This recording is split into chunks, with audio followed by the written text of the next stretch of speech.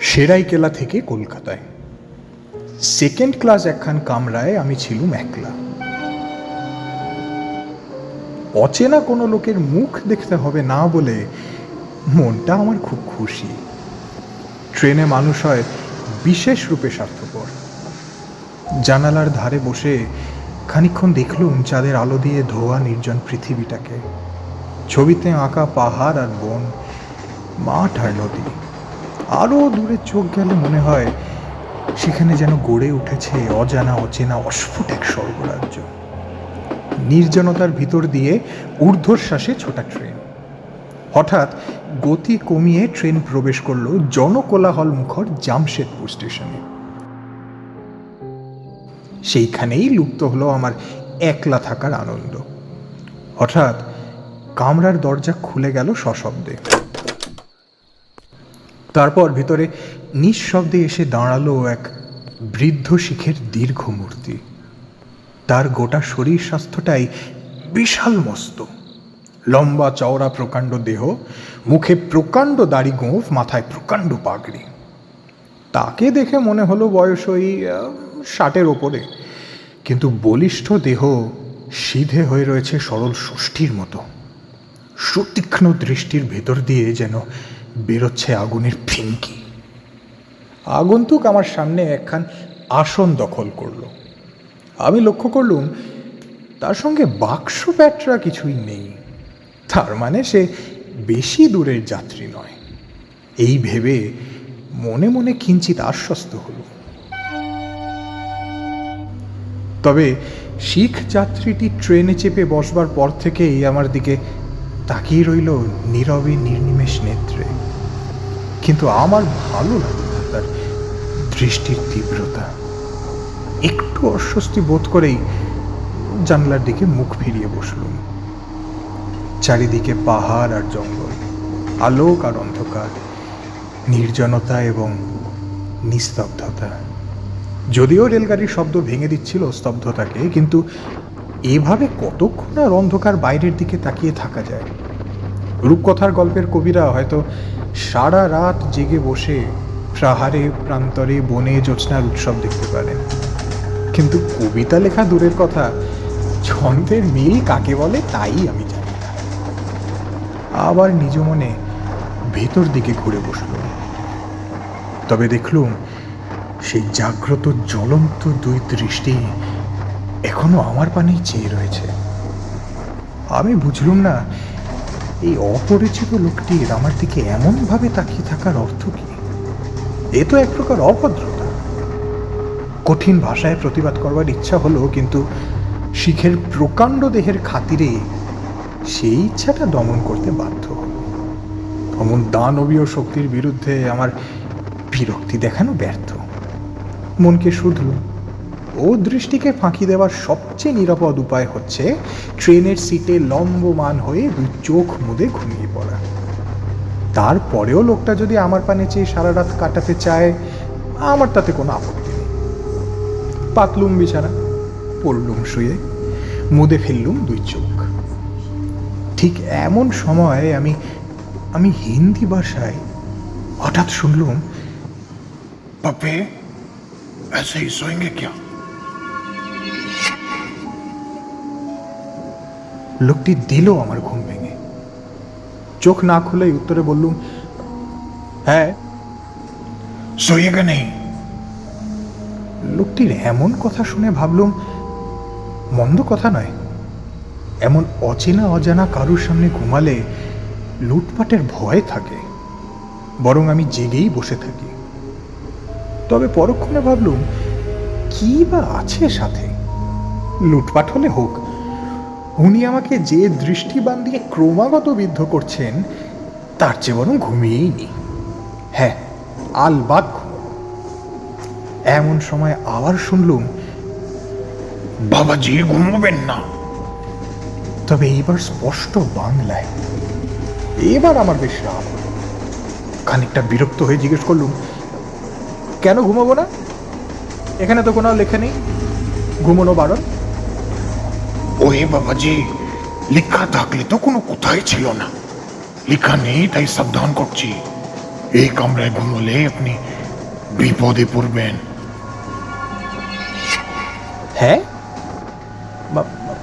মা- মানে ভাবলুম লোকটা বলে কি, এসব আমায় বিভ্রান্ত করবার কোনো চাল নয় তো। লোকটির কথা এক প্রকার হেসে উড়িয়ে আমি একটু চোখ বুঝলুম। চোখ বুঝিয়ে কখন যে আমার হালকা তন্দ্রা লেগে গেল তা আমি বুঝলুম না। খানিক পর আমার তন্দ্রা ভাবটা কাটতেই চোখ খুলল। তবে এইবার দেখলুম আমার সামনের আসনে যে বৃদ্ধ শিখটি বসেছিল সে হঠাৎ অদৃশ্য হয়ে গিয়েছে। তার জায়গায় এখন এসে উপস্থিত হয়েছে আরো এক যুবক। তার চেহারা দেখে বুঝলুম সেও শিখ। এবার আমি সবিস্ময়ে উঠে বসলুম। মনে মনে ভাবতে থাকলুম, বৃদ্ধ শিখই বা কোথায় গেল, আর এই যুবকই বা এখানে এলো কেমন করে? ইতিমধ্যে ট্রেন তো কোথাও থামেনি। রীতিমতো হতভম্ব হয়ে পড়লুম। কাঁপা গলায় জিজ্ঞেস করলুম, কে তুমি? কে? আর সেই পাগল বৃদ্ধ সর্দার বাবাজি বা কই কই গেলেন? তবে ব্যাপারটা হচ্ছে, আমার হতভম্ব ভাবটা লক্ষ্য না করে যুবকটি যেন নিজের মনেই বলল, ঘুমাবেন না, ঘুমাবেন না। বিশেষ করে এই কামরাটাই তো একদমই না। এই কামরা বিপজ্জনক, বিপজ্জনক কামরা। ফ্যাল ফ্যাল করে তার দিকে তাকিয়ে শুধলুম, কেন? অজিত সিং, অজিত সিং এখানে বেড়াতে আসে। অজিত সিং?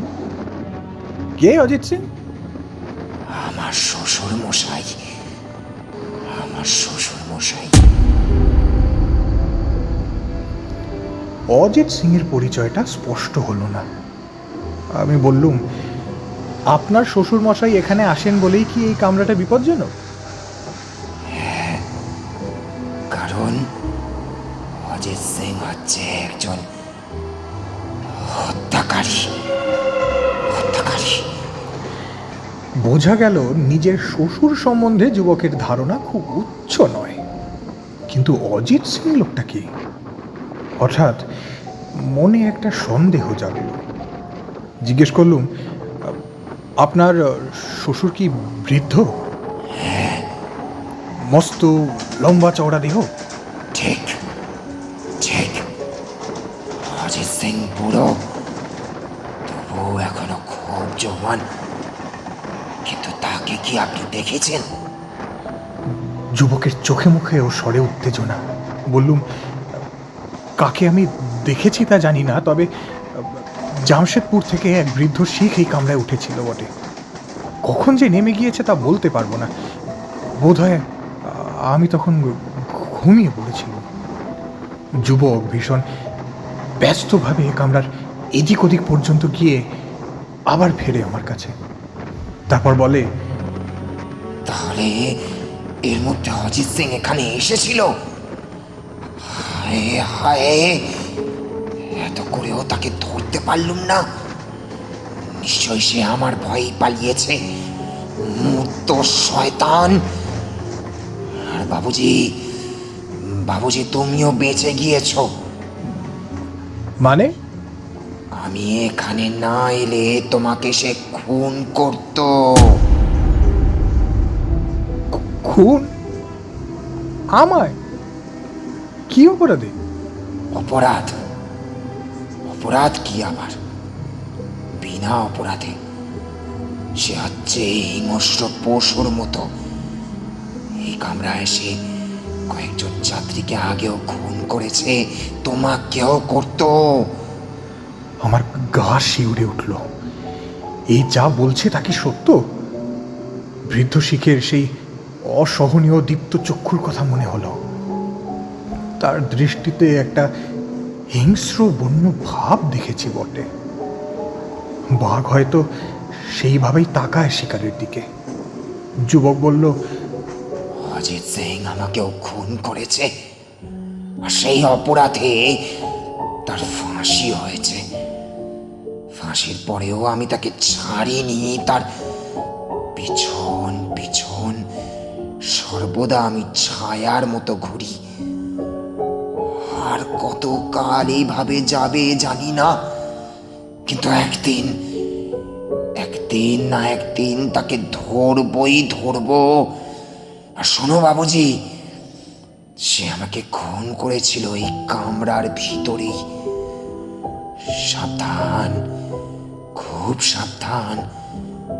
এখনো এই কামরা এলে তার মাথায় জাগে খুনের নেশা। ট্রেন স্টেশনে এসে দাঁড়িয়েছে।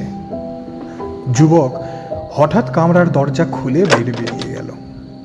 যুবককে খুন করবার অপরাধে অজিত সিংয়ের ফাঁসি হয়েছে এবং তারপরেও ট্রেনে চড়ে ভ্রমণ করছে তারা দুজনে। চমৎকার গল্প। তো কোনো গাঁজাখড়ি উপন্যাসের লেখকও এমন উদ্ভট কল্পনা মাথায় আনতে পারেনি। ট্রেন ফের নিজের গতিতে ছুটছে। খানিকক্ষণ বাইরের দিকে তাকিয়ে উন্মত্ত যুবকের কথা ভাবতে লাগল। তারপর মনে মনে হেসে আবার শোয়ার উদ্যোগ করছি। ঠিক এমন সময় হঠাৎ আমার চোখ পড়ল ওদিককার আসনে। এ কি চরম বিস্ময়! মূর্তির মতো স্থির হয়ে বসে আছে সেই বৃদ্ধ শিখ। তার জ্বলন্ত চোখ দুটো স্থির হয়ে আছে আমার দিকে। প্রথমটা আমার সর্বাঙ্গ আচ্ছন্ন হয়ে গেল দারুণ আতঙ্কে। হিংস্র হত্যাকারী অজিত সিং, যাত্রীদের সে খুন করে। আমার এখানে তার আবির্ভাবের কারণ কি? এতক্ষণ কোথায় লুকিয়ে ছিল সে? তারপরেই মনে পড়ল সব কথা। আমি একটু হো হো করে হাসতে লাগলাম। ভুরু ভুরু সংকুচিত করে বৃদ্ধ বিরক্ত স্বরে বলল, হাসছ কেন? তুমি কি অজিত সিং? আমার নাম তোমাকে কে বলল? কেন? তোমার জামাই? কে? শের সিং। সে আর কি বলেছে? তাকে তাকে নাকি তুমি খুন করেছো, তাই বিচারে তোমার ফাঁসি হয়েছে। সত্য কথা। তোমরা শ্বশুর জামাই কেউ কম যাও না দেখছি। হ্যাঁ, ধন্য তোমরা। কিন্তু এ কিরম ঠাট্টা? ঠাট্টা? হ্যাঁ, ঠাট্টা নয় তো কি। চলন্ত ট্রেনে ওঠানামা করে যাত্রীদের মিথ্যে ভয় দেখিয়ে তোমরা কি আনন্দ পাও বাবা? জেনে রেখো, এত সহজে আমি ভয় পাবো না। অজিত সিংয়ের চোখ দুটো আরো তীব্র হয়ে উঠল, কিন্তু মুখে সে কিছুই বলল না। নিহত শের সিং আর ফাঁসি কাঠে মৃত অজিত সিং দুজনেই জীবন্ত। দুজনেই হয়তো বিনা টিকিটেই রেলপথে ভ্রমণ করছে আর খোশ মেজাজে করছে যাত্রীদের ফেলে চমকে দেওয়ার চেষ্টা। এমন আজগুবি ঠাট্টার কথা কেই বা কবে শুনেছে? দোহাই দোহাই সিংহ মশাই, দয়া করে এমন কটমটি আমার দিকে আর চেয়ে থাকবেন না। ঠাট্টারও একটা সীমা আছে। আপাতত আমাকে একটু ঘুমোতে দেবেন কি? নইলে আমি অন্য কামরায় যেতে বাধ্য হব। পরে স্টেশন আসতে আর দেরি নেই। অজিত সিং গম্ভীর স্বরে ধীরে ধীরে বললে, তোমার ধারণা আমরা তোমার সঙ্গে ঠাট্টা করছি? নিশ্চয়ই, তাছাড়া আবার কি? তোমার ধারণা আমরা জীবিত? আর বলতে। মূর্খ! অজিত সিং উঠে দাঁড়ালো। তার কাঁধ থেকে পরিতার মতো বন্ধনীতে ঝুলানো কৃপান তুলে উঠল। জলজল করছে তার দুটো নৃশংস চক্ষু। মনে মনে প্রমাদ গুণে ভাবলুম, ব্যাপারটা তো সুবিধার বলে মনে হচ্ছে না। ঠাট্টা এইভাবে সাংঘাতিক হয়ে উঠবে নাকি? শ্বশুর আর জামাই দুজনেই নিশ্চয়ই উন্মাদ, রোগগ্রস্ত। ঘুম থেকে উঠে কার মুখ দেখেছি আজ? আজকের যাত্রা শুভ নয়। প্রচণ্ড স্বরে অজিত সিং বলল, শের সিং, শের সিং, তুমি হচ্ছে আমার দুষ্ট গ্রহ। কি কুক্ষণে আমি তোমায় হত্যা করেছিলাম। আমার হাত থেকে অনেক শিকার তুমি কেড়ে নিয়েছো, কিন্তু আজ আর তুমি পারলে না। তুমি আসছো জেনেই আমি গা ঢাকা দিয়েছিলাম, কিন্তু তুমি বিদায় হবার পর আবার আমি ফিরে এসেছি। এইবারে আমার হাত থেকে কেউ আর শিকার ছিনিয়ে নিতে পারবে না। এইবার জয়ী হব আমি। আমি কি ভীষণ এক অট্টহাস্য হাসতে শুরু করলো সে, যেন তার হাসিতে ফেটে যাবে আমার কান। কাঁপতে কাঁপতে আমি উঠে দাঁড়ালুম। আচম্বিতে নিভে গেল কামরার আলো। বিস্ফারিত চোখের সামনে দেখলুম নীলবর্ণ অগ্নিতে ভরা দুটো নিষ্ঠুর ক্রুদ্ধ মুখ্য দৃষ্টি ধীরে ধীরে এগিয়ে আসছে আমার দিকে। পায়ে পায়ে পিছোতে পিছোতে কামরার এক প্রান্তে গিয়ে দাঁড়ালুম। সেই অপার্থিব ভয়ঙ্কর চোখ দুটো তখন যেন জ্বলছে দাউ দাউ করে। হঠাৎ দৈব গতিতে আমার হাত লেগে গেল বৈদ্যুতিক বাতির চাবিতে। দপ করে আবার জ্বলে উঠলো আলো। সঙ্গে সঙ্গে দেখা গেল সারি সারি বৈদ্যুতিক আলোক, জনতার কণ্ঠস্বর। ট্রেন প্রবেশ করেছে খঙ্গপুর স্টেশন। কামরার ভিতরে দাঁড়িয়ে আছি কেবল একলা আমি। কোথায় অজিত সিং আর তার সেই জ্বলন্ত চক্ষু? আমার মাথা কি হঠাৎ খারাপ হয়ে গিয়েছিল? আমি কি এতক্ষণ ধরে এক দুঃস্বপ্ন দেখছিলাম? স্বপ্নই হোক আর যাই হোক বাবা, আর এই কামরায় নয়। চুলোয় যাক একলা থাকার আনন্দ। আমি চাই এখন জনতায় পরিপূর্ণ একখানা কামরা। বসবার জায়গা না পেলে দাঁড়িয়ে যেতে রাজি আছি। তাড়াতাড়ি প্ল্যাটফর্মে নেমে চিৎকার করলাম, এই কুলি!